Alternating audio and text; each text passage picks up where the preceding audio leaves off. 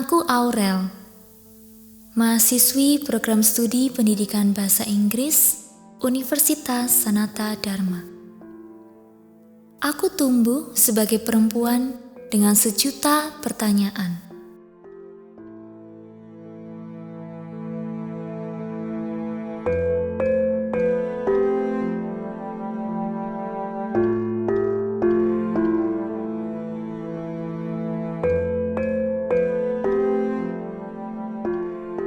Pertanyaan-pertanyaan itulah yang seringkali menuntun langkahku untuk mencari dan menemukan jawabannya.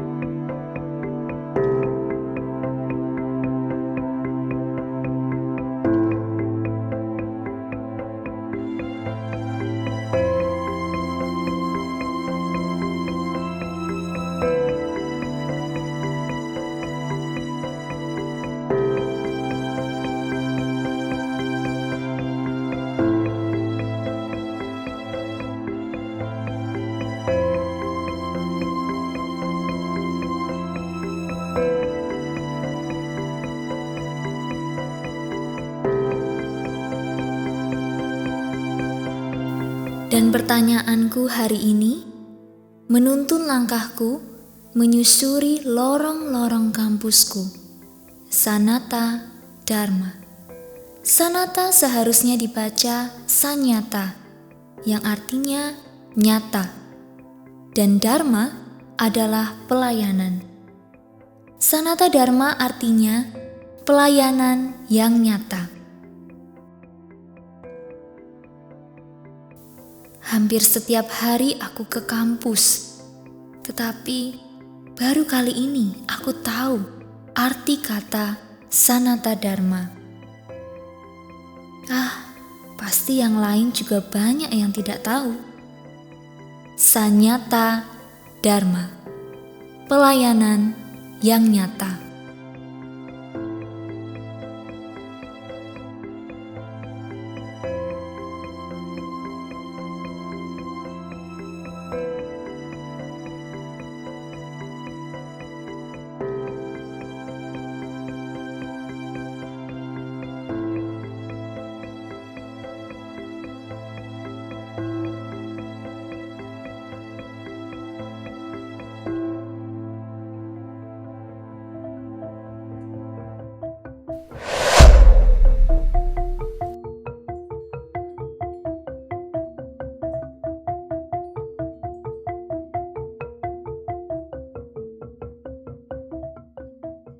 Sanata Dharma terlahir secara resmi pada tanggal 17 Desember 1955 sebagai perguruan tinggi pendidikan guru.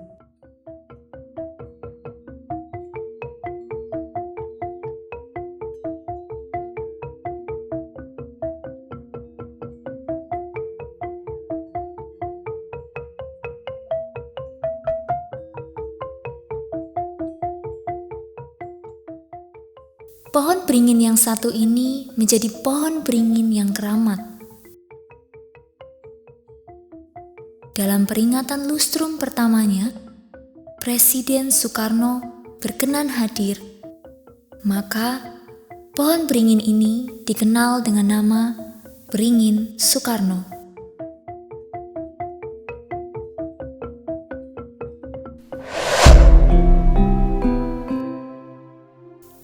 Di hadapan Presiden Soekarno, Profesor Driyarkara menyebutkan Pancapasetya, pendirian 5 fakultas utama Sanata Dharma sebagai penginjawantahan Pancasila. 5 fakultas itu adalah pendidikan guru, pendidikan ilmu pasti, pendidikan bahasa Inggris, pendidikan ekonomi, dan sejarah.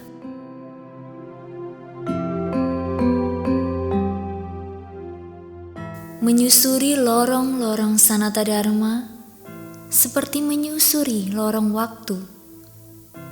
Dan pertanyaan-pertanyaanku hari ini membawaku pada perjumpaan dengan para pelaku sejarah Sanata Dharma dari waktu ke waktu.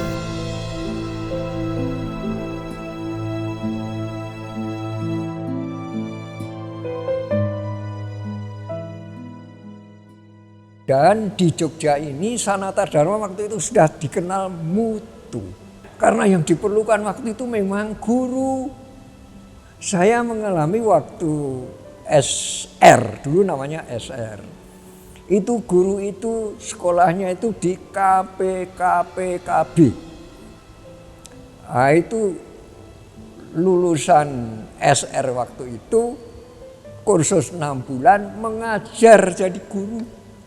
Jadi teman-teman sesudah agak lama itu mengatakan KPKPKB ini apa? Ya koplo-koplo kabeh. Yang diperlukan, sungguh sangat diperlukan itu ya guru. Jadi Romo Diarkoro memang sangat-sangat tepat. Dekan FKIP yang pertama itu saya waktu pergantian menjadi universitas. Dan waktu itu sangat mengesankan bagi saya. Karena apa? Karena muatan emosionalnya sangat tinggi.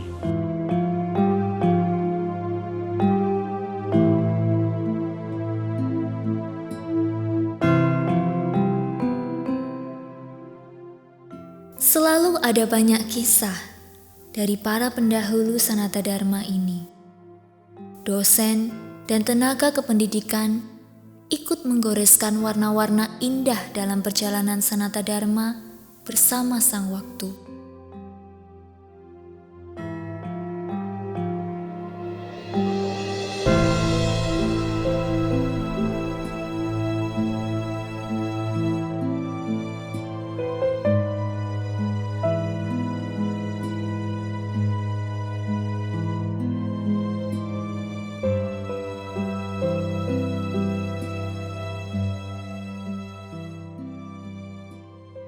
Beda Romo, sikapnya mahasiswa itu beda menurut saya. Kalau waktu IKIP itu orangnya itu apa karena waktu itu zamannya seperti itu saya tidak tahu. Tapi waktu di IKIP itu mahasiswanya itu santun. Kalau ketemu itu say hello atau apa gitu. Tapi setelah jadi universitas itu cuek, mahasiswanya cuek. Harapan saya Sanata Dharma tetap eksis di dunia pendidikan, mencetak guru-guru atau pendidik-pendidik yang handal untuk membangun Indonesia ini menjadi Indonesia yang masyarakatnya berpendidikan. Itu menurut saya.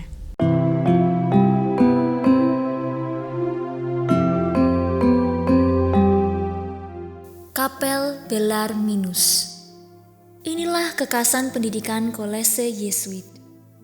Selalu tersedia ruang perjumpaan antara manusia dengan Tuhannya di tengah hiruk pikuknya kegiatan belajar mengajar di kampus.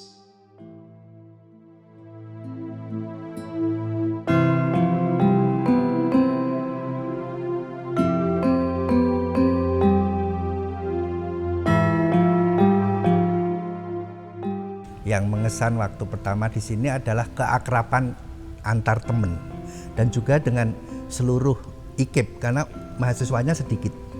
Jadi kita kenal, itu yang menarik. Jadi seperti keluarga itu yang paling mengesan. Maka saya tidak takut meskipun tua sendiri saya. Menurut yang saya baca ya, saya tidak ngalami dia sendiri. Kenapa dia mendirikan? Pertama-tama sebenarnya awalnya karena disuruh kalau mau jujur oleh Menteri Pendidikan, karena di Indonesia belum banyak, bahkan sangat sedikit perguruan tinggi yang menangani calon guru.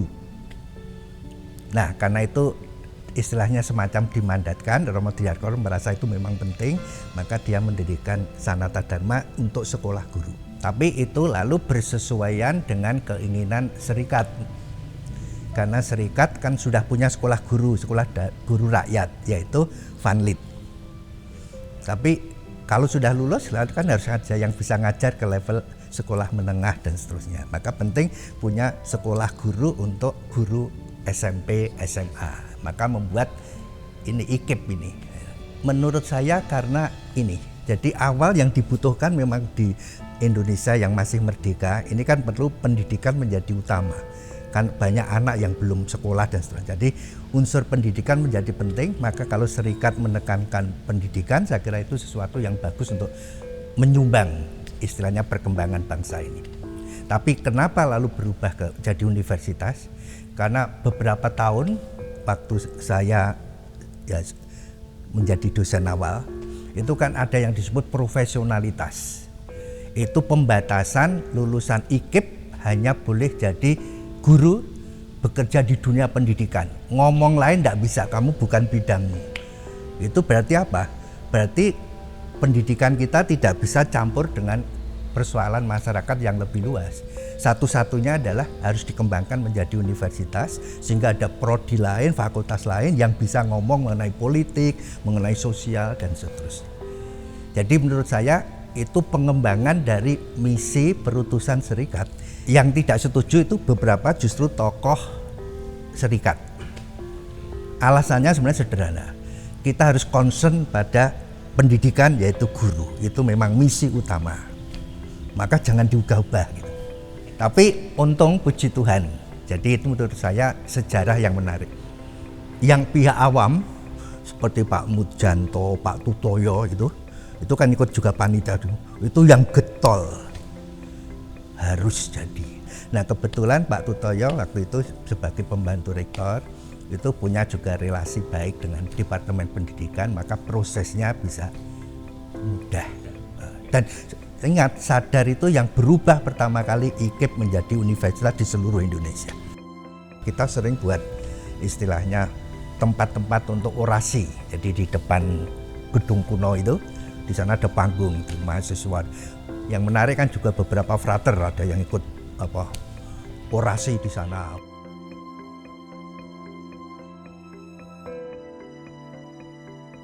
Jadi awalnya waktu saya mahasiswa gedung itu hanya yang sebelah sana. Itu hanya deretan depan, 3 gini. Jadi memang hanya jurusannya kan juga hanya 3 ada. Di sana pasti alam, lalu bahasa, sosial, kan IPA, IPS gitu dah. Itu aja.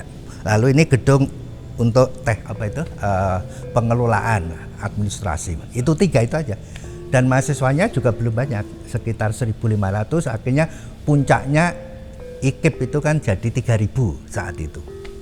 Dan maka ya bisa kenal karena hanya kompleks kecil. Lalu gedung mulai ditambah. Bantuan dari Kopertis ya. Kita dapat sebelah utara, sebelah sana tambah. Itu punya 1 deret, itu dari Kopertis. Dan ditambah. Lalu Kopertis nambah lagi yang sebelah sana, ujung sana tutup. Jadi garis-garis tutup gitu. Jadi itu gedung yang semua masih di gedung kuno sebelah sana. Lalu yang gedung lain yang punya adalah aula yang kuno ini, yang masih ada. Kapel ini kuno, pastoran ini kuno. Ini kompleks pertama. Ya. Gedung kedua, lalu kita mulai membangun di sini. Bangun pertama adalah perpustakaan, karena dianggap itu yang penting. Lalu perpustakaan dibangun sekaligus pinjam Realino sebagian untuk kantor-kantor dan kursus bahasa. Jadi sekitar itu semua itu. Itu bagian unit kedua. Rektorat agak akhir itu dulu karena lalu mulai harus bangun kampus di Paingan. Maka kita bangun unit pertama yang sekarang dekat tempat parkir dosen itu. Lalu setelah itu bangun unit berikutnya sana. Teruskan lab sama pinggiran tuh. Jadi akhirnya unit sana menjadi penuh dan yang terakhir gedung itu yang depan itu yang diresmikan oleh Sri Sultan waktu itu. Itu yang pas pesta emas Sanata Dharma. Lalu mulai sini rektorat mulai dibangun pelan-pelan. Jadi lalu yang terakhir itu auditorium. Itu yang unit sini. Lalu kita punya ini merger istilahnya dari Kentungan ke sini. lalu dari IPAK ke sini, maka disebut unit lain gitu. Nah, sebelakang sana itu dulu ada ini tempat untuk dosen-dosen muda yang belum punya keluarga, itu semacam wisma. Lalu juga mahasiswa dari luar beberapa punya di situ. Itu sekarang semua dihancurkan. Jadi gedung sastra. Sebelum itu gedung PGSD dengan ekonomi itu naik. Itu saya masih rektor kali. Zaman terus berubah.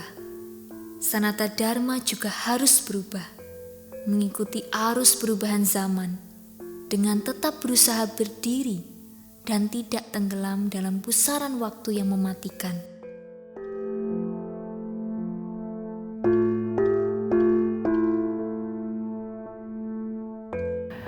Saya hanya merasakan kedekatan, nomor satu yang paling kuat, kedekatan antara dosen dengan mahasiswa, itu satu. Lalu yang kedua adalah disiplin, karena kami waktu itu masih pakai bel. 10 menit sebelum jam 7 bel berbunyi, itu artinya mahasiswa masuk. 5 menit sebelum jam 7 bel kedua, itu artinya dosen masuk.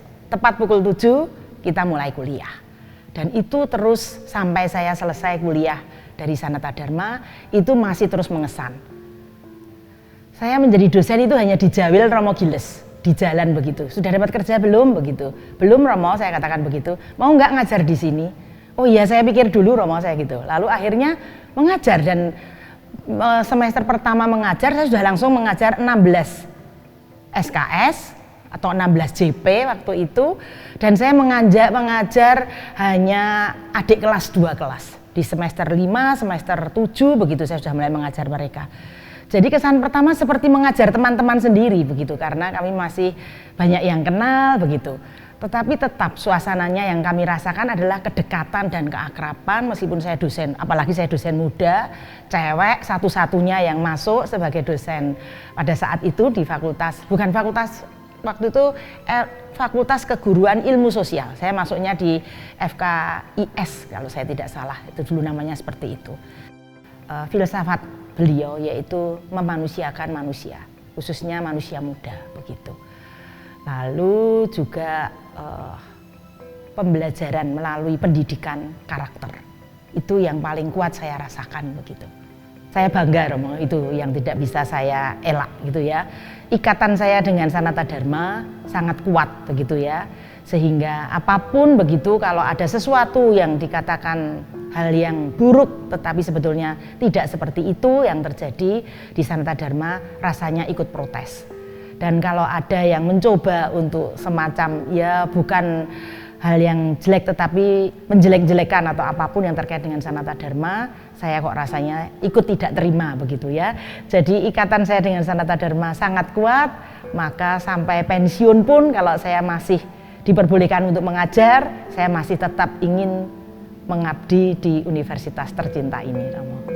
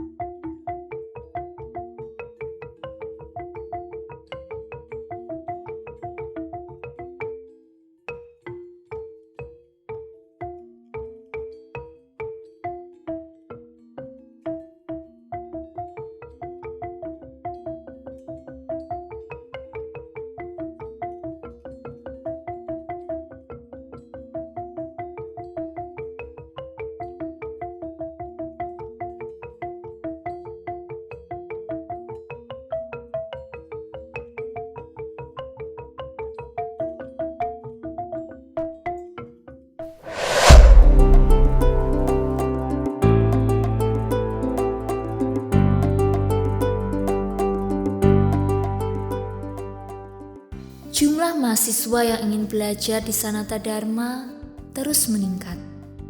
Kebutuhan akan ruang-ruang baru pun juga meningkat. Ruang-ruang belajar Sanata Dharma tidak lagi dibatasi dinding-dinding persegi 4 yang kaku dan dingin. Tetapi, mulailah dibangun ruang-ruangan belajar yang luas dengan pohon-pohon besar yang rindang di antara gedung-gedung modern ini.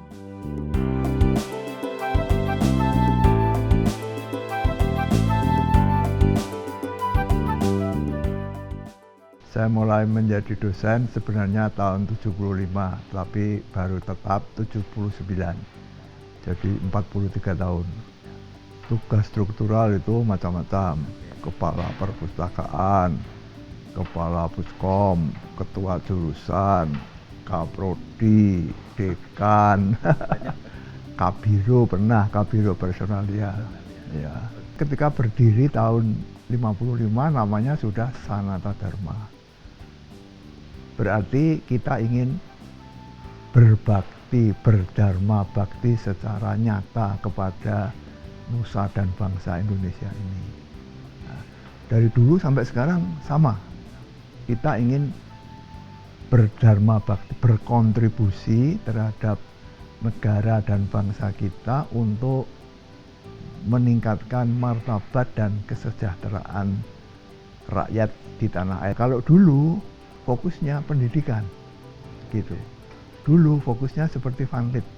Jadi kita itu menghasilkan pendidik-pendidik di sekolah menengah karena visinya adalah melalui pendidik itulah kita bisa meningkatkan martabat dan kesejahteraan masyarakat.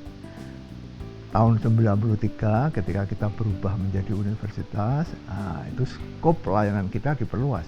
Tidak hanya bidang pendidikan untuk mencapai cita-cita itu, tetapi juga bidang-bidang non-pendidikan seperti teknik, farmasi, psikologi, ekonomi, sastra, budaya, dan seterusnya.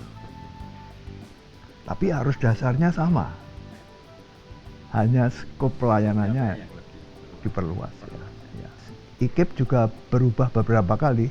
Nama awalnya kan PTPG, Perguruan Tinggi Pendidikan Guru, tahun 1955 itu. Lalu berubah menjadi FKIP, rektornya disebut dekan. Lalu FKIP menjadi IKIP. 93 IKIP menjadi universitas. Ya, memanusiakan manusia itu yang sudah sangat kita kenal. Jadi mendidik itu menurut filsafat kemanusiaan Dhyarkara berarti membuat manusia ini menjadi manusia yang seutuhnya gitu. Kalau tidak dididik ya dia mungkin tidak berkembang menjadi manusia seutuhnya seperti yang dicita-citakan oleh Tuhan. Jadi kita dulu punya 4 jurusan, yang gedungnya ada 3 itu diisi 4 jurusan. Gedung pertama itu isinya mendidik dan pasti alam, gedung kedua itu bahasa Inggris, gedung ketiga itu sejarah, kemudian dikembangkan menjadi sejarah, geografi, dan ekonomi. Nah, jadi kalau kita meluaskan diri ke bidang-bidang lain, bidang pendidikan, dan sekarang menjadi FKIP, itu dulu seluruh IKIP itu sekarang menjadi FKIP, itu tetap akan dipertahankan sebagai salah satu keunggulan dari universitas ini. Saya merasa sangat vital, kalau tidak ada awam tidak bisa terus ini universitas ini ya. Dan kita mempunyai 2 rektor yang non-Yesuit yang awam, yang kedua-duanya saya kira menjalankan tugasnya dengan sangat bagus dan sangat memuaskan. Dan sangat berjasa mereka, dan saya kira kita sangat membutuhkan kerjasama dengan mereka. Ya. Nah, keunggulan akademik itulah yang masih harus terus diperjuangkan di Sanata Dharma. Berarti apa? Berarti misalkan mendirikan pusat-pusat riset di bidang ilmu pengetahuan dan teknologi yang memberikan kontribusi yang konkret kepada masyarakat. Menerbitkan jurnal-jurnal ilmiah untuk publikasi itu juga masih kurang sekali. yang tidak hanya terakreditasi nasional tapi juga secara internasional. Pengalaman saya sendiri yang saya jalankan adalah berusaha untuk belajar dari kaum muda ini, berusaha untuk menyelami alam pikiran mereka, berusaha untuk menggunakan segala fasilitas yang mereka pergunakan.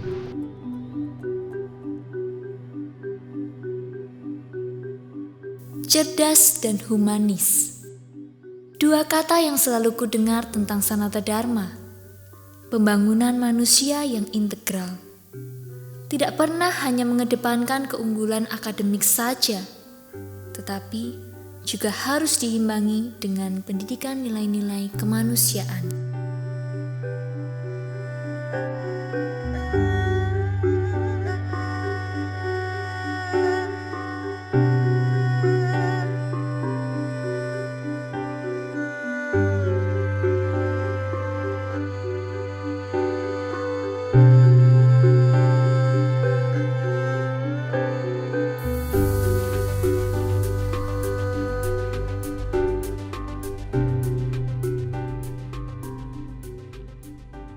Masuk Sanata Dharma itu sesuatu yang baru bagi saya.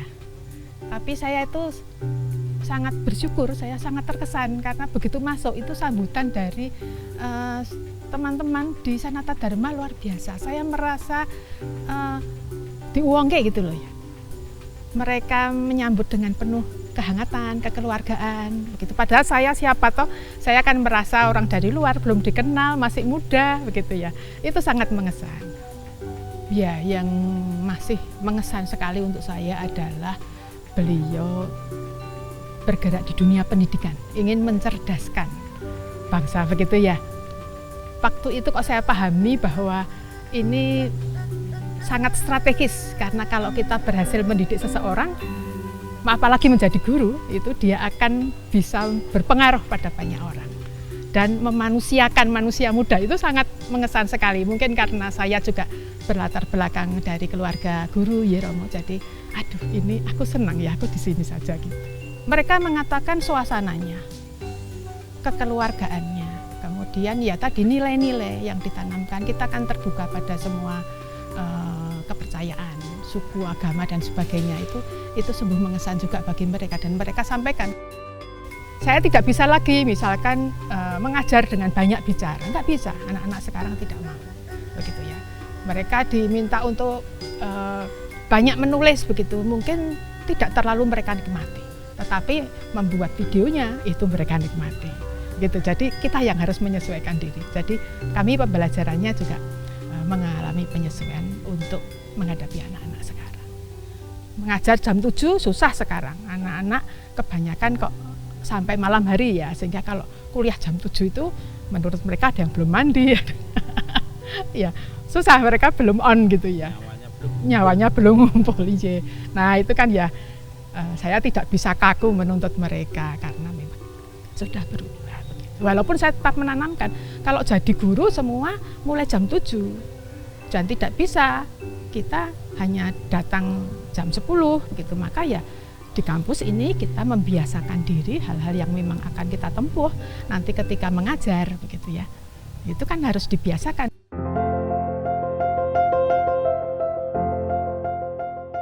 Sejak zaman dahulu sampai sekarang, kampus Sanata Dharma dikenal sebagai kampus 1000 jendela. Sekarang ini, aku melihatnya sebagai kampus dengan sejuta pohon. Belajar dengan menghirup udara kebebasan di tengah-tengah alam kemerdekaan pemikiran sambil merawat bumi sebagai rumah kita bersama.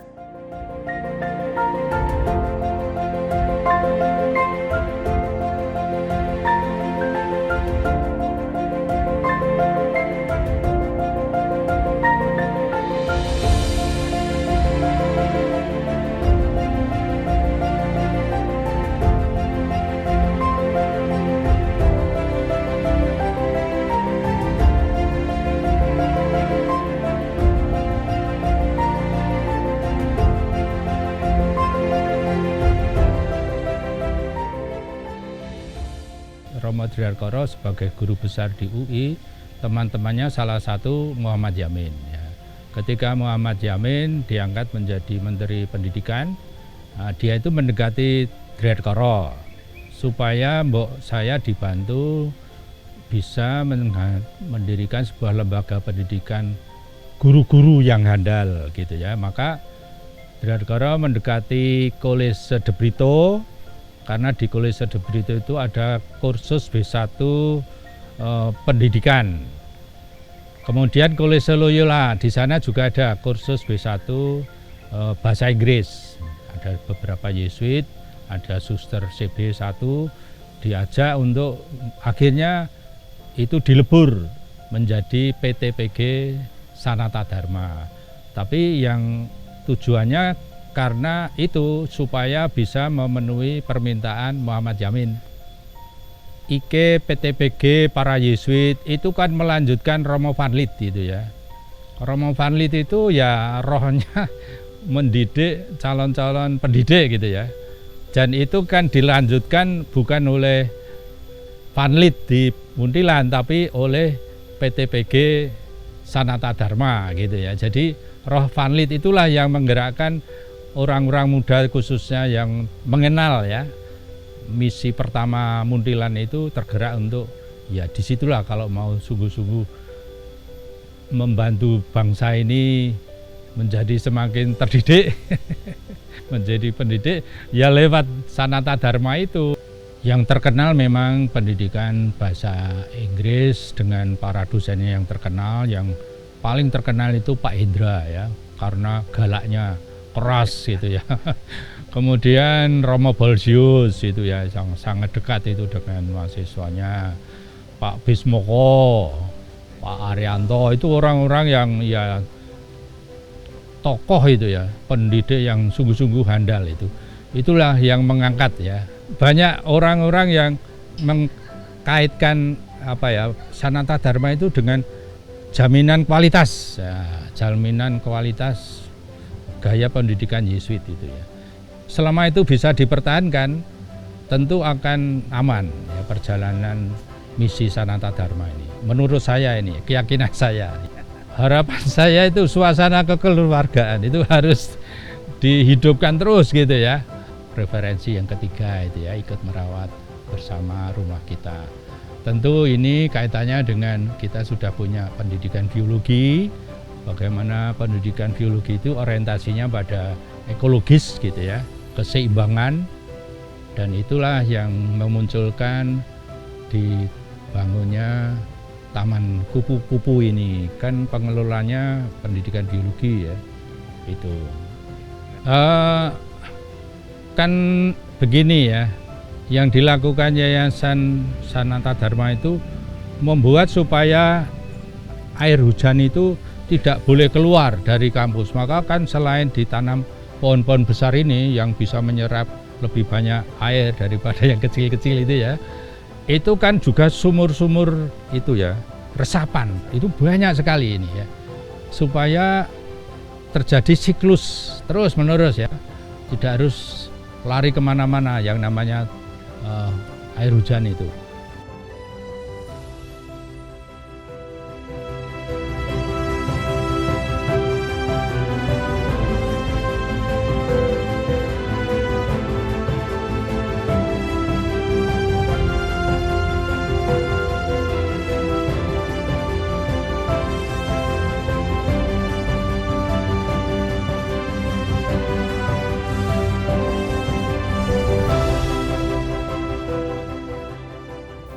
Jaringan, koneksi, sosial media adalah kata kunci yang tumbuh dengan suburnya di era milenial ini.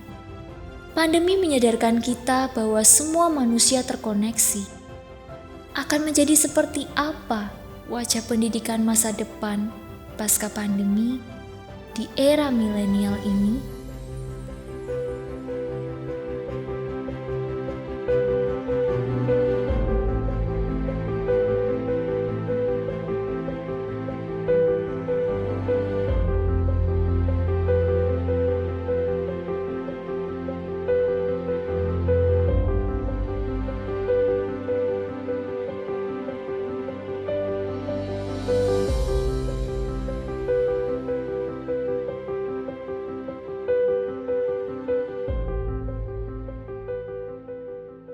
ketika saya mencoba mengingat hari-hari pertama saya di Sanata Dharma, saya sendiri heran. Kok ada sebuah lembaga seperti Sanata Dharma ini, di mana interaksi antar pribadi, antar dosen, dosen dengan tenaga kependidikan, dosen dengan mahasiswa berjalan sangat bagus, bahkan sangat indah karena ada penghargaan, ada penghormatan, segala sesuatu dilakukan dengan tertib, teratur, rapat-rapat dilakukan secara rutin, lingkungan belajar juga sangat rapi, sangat bersih. Dan saya senang berada di lingkungan semacam itu. Dan saya kira itu juga yang menjadi sebab, menjadi akhirnya menjadi bukti bahwa lulusan IKIP Sanata Dharma waktu itu, yakni para guru, juga bisa menjadi guru yang handal karena telah menikmati proses pendidikan yang baik tersebut. Gitu. Peristiwa politik besar yang saya ingat adalah tahun 98. Jadi sekitar 10 tahun saya di Sanata Dharma, ada peristiwa politik besar, diawali dengan demo mahasiswa, dan salah satu pusat demo dan juga banyak pihak terlibat terjadi di Gejayan itu. Sehingga waktu itu menjadi salah satu berita nasional bahwa pusat demo untuk menentang kekuasaan rezim Orde Baru waktu itu terjadi di samping kampus Sanata Dharma, bahkan sampai ada korban yang bernama Moses, meskipun bukan mahasiswa Sanata Dharma, tetapi menjadi bagian dari peristiwa demo di seputar Sanata Dharma, sehingga akhirnya jalan di selatan kampus Sanata Dharma, kampus 2 dan kampus 1 itu sampai sekarang diberi nama Jalan Moses. Saya sadar sepenuhnya ketika menjadi rektor, Sanata Dharma makin hari makin besar dalam berbagai ukuran, jumlah mahasiswa, jumlah program studi, jumlah kampus, jumlah kerjasama, dan pada saat yang sama juga menyadari besarnya tantangan pendidikan tinggi.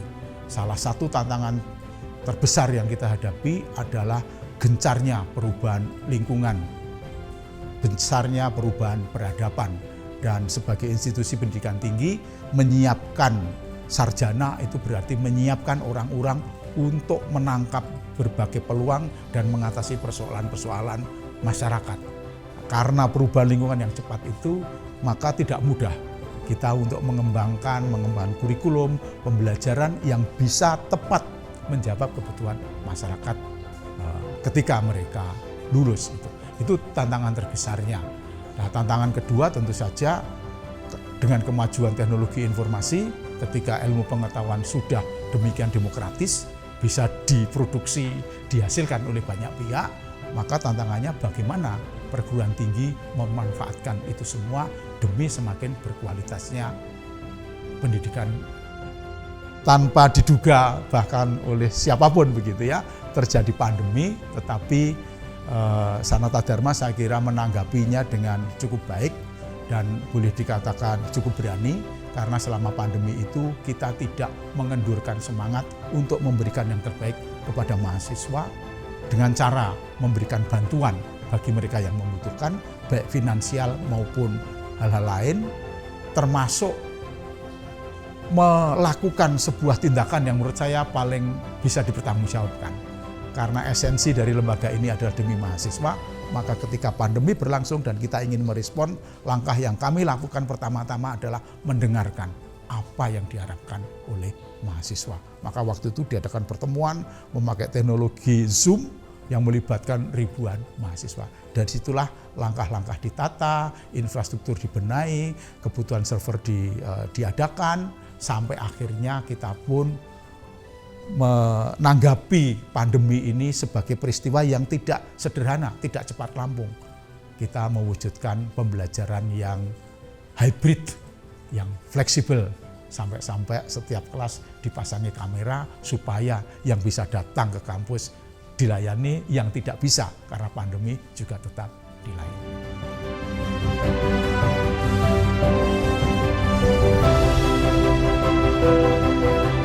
Setiap zaman punya tantangannya sendiri-sendiri. Kepemimpinan di Sanata Dharma diuji dengan keputusan-keputusan strategis yang harus dihadapi terkait zaman yang terus berubah. setiap kepemimpinan selalu menggoreskan warna-warna indah untuk Sanata Dharma.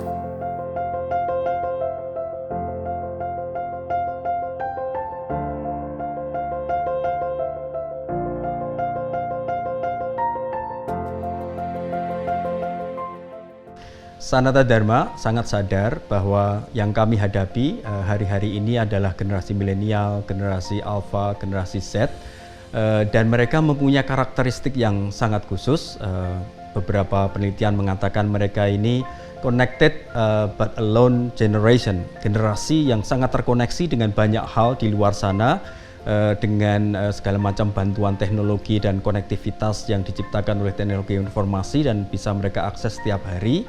Tetapi mereka seringkali merasa sendirian, merasa tidak diperhatikan, tidak dicintai, ada kerapuan-kerapuan di dalam dirinya yang sebetulnya mereka ini berteriak ya, minta didampingi begitu, dan minta supaya koneksinya semakin kaya, supaya semakin mendalam dan semakin bermakna untuk mereka.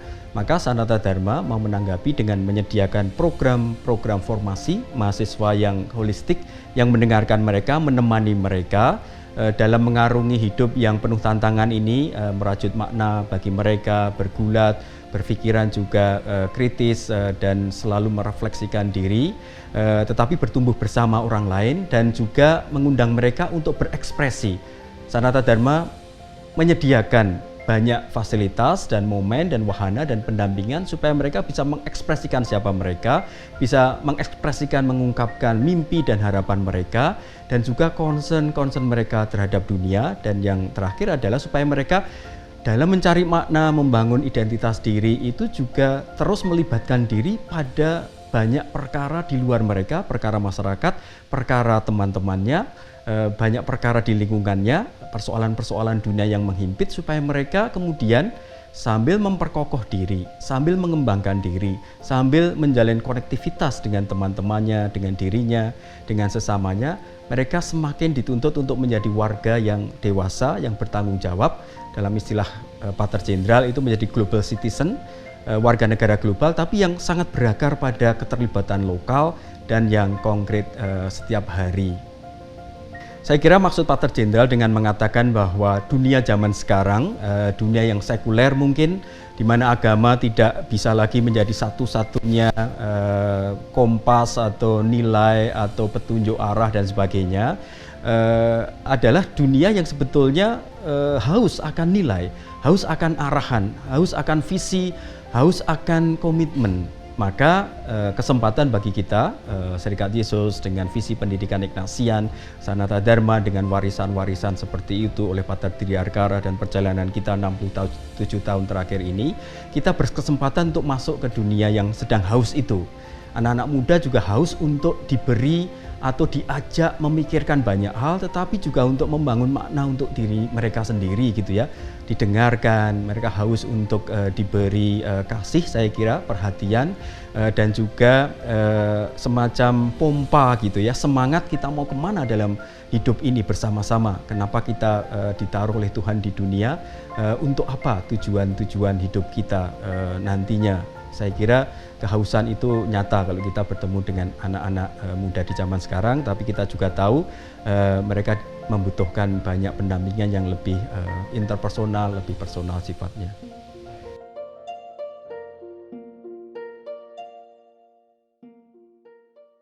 Profesor Triarkara selalu memandang pendidikan sebagai pembangunan kemanusiaan yang utuh. Pendidikan bukan hanya sekedar kewajiban untuk pencapaian sukses di dunia kerja, tetapi pendidikan adalah sebuah proses pembebasan dari segala macam bentuk pembodohan.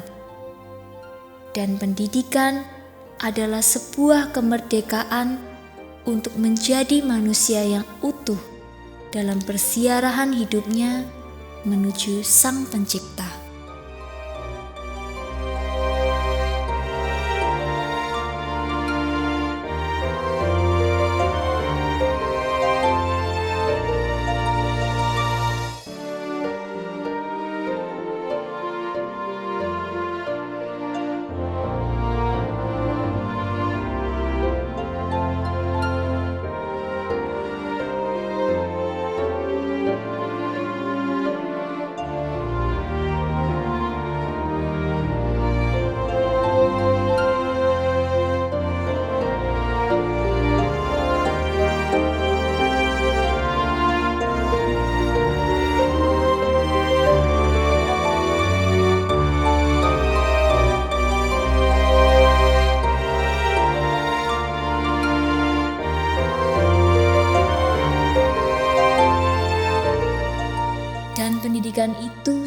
sebuah tarian selebrasi untuk merayakan kehidupan.